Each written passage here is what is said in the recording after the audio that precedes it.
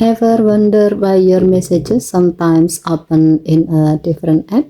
That's because your phone lets you choose which SMS app to use by default, and you are in full control. To do so, go to Setting, swipe down from the top right corner of the screen to open up the Quick Settings panel, and then tap Settings icon. Scroll down the screen to find Apps. Tap Apps.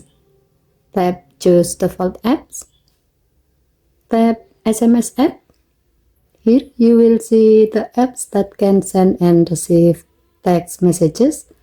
By default, you might see Samsung Messages and Google Messages.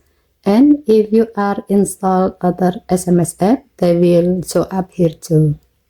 Choose the one you want to use.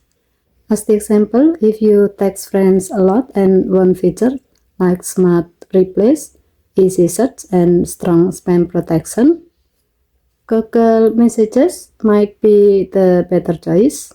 But if you prefer a clean, simple interface that deeply integrated with Samsung ecosystem, Samsung Messages could be perfect for you.